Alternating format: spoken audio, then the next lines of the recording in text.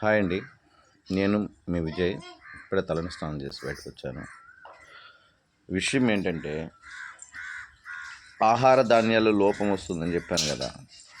ఇప్పుడు వరద బీభత్సానికి హైదరాబాద్ ఎలా ఉందో మీరు చూస్తున్నారు. కనీసం 1 కిలో బియ్యం కొనుక్కోవాలంటే ఇప్పుడు ఎక్కడికక్కడ పోవాలి, లేదంటే ఉన్న బియ్యం తినాలి. అవి అయిపోతే వరద అంతా ఇట్లాగే ఉంటుందా అండి, క్లియర్ అయిపోతుంది కదా అని. క్లియర్ అవ్వదు, మళ్ళీ పడుతుంది. మళ్ళీ ఏం చేస్తారు? అట్లాగే నేను ఒక ట్రైన్ చెప్పాను కదా, వాళ్ళ పరిస్థితి ఏంటి? ఒక ట్రైన్ మునిగిపోయింటే దగ్గర 10 ఫీట్ ఉంటుంది ట్రైన్. ట్రాక్ నుంచి మనం నిలబడితేనే మనకి పైన ఉంటుంది ఒక 2 ఫీటు. ట్రాక్ కాడి నుంచి వేసుకుంటే మొత్తం వచ్చి 13 ఫీటో ఉంటుంది ట్రైన్. అటువంటి ట్రైన్లో హెలికాప్టర్ నుంచి జనాభా తీసుకెళ్తున్నారు. అంటే అంత ఎత్తు నీరు వచ్చింది అంటే ఉప్పేనా అది. రెండో విషయం ఏంటంటే వింతలు జరుగుతాయి అన్నాను. పుట్టిన ఒక పసి పాప కడుపులో మళ్ళీ పాప. ఇది రెండో విషయం. ఇది వింతే. ఆకాశంలో వింతలు జరుగుతాయని చెప్పాను. ఒక ఆబ్జెక్ట్ వచ్చి, అంటే మనం యుఎఫ్ఓ అటువంటి అంటాం కదా, అలాంటిది ఒక పొలంలో పడితే దాన్ని శాస్త్రవేత్తలు కనుక్కొని తీసుకొని వస్తే అది సంభవామి యుగే అనే మంత్రానికి వైబ్రేషన్ అవుతుంది. అది శాస్త్రవేత్తలే నిర్ధారణ చేసి, మీకు దాన్ని విడిగా కావాలంటే వీడియో చూసుకోండి. నెక్స్ట్, నిఫా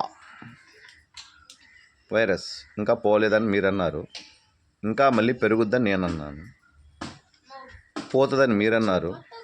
విడివిడిగా సంతరించుకుంటుంది అది అని చెప్పాను. ఊరూరా మారుతూ ఉంటుంది. ఎక్కడెక్కడ ఎవరిని తీసుకోపోవాలో వాళ్ళని తీసుకోపోద్ది అని చెప్పాను. ఇప్పుడు అనంతపురంలో కలకలం సృష్టిస్తుంది. అంటే నెల్లూరుకి దగ్గరగా ఒక 600 కిలోమీటర్స్ మొత్తం అంతా బాగుతుంది. ఇప్పుడు సికింద్రాబాద్లో హై అలర్ట్ చేశారు. ఎందుకో తెలుసా? వైరస్ ప్రభావము ప్లస్ వరద బీభత్సం కూడా. నేనుండే లక్ష్మీగూడ కూడా విపత్తులకు గురవుతుంది. అక్కడ కూడా కొండలు చెరువులు పొంగి పోర్లాడతాయి. ఆ పక్కన చెరువు కూడా ఉంది. ట్రాఫిక్ అంటే అంతరాయం. జలస్తంభన అంటే జాతీయ రహదారులు మూసుకుపోతాయని దానికి అర్థం. ఇంకా పోతే చూస్తున్నారు కదా ప్రతి ఒక్కటి. విమాన ప్రమాదం ఇంకోటి జరగాల్సి ఉంది, జరుగుద్ది త్వరలో అన్నాను కదా. అది ఏదైతే ఏముంది, జరిగిందా లేదా?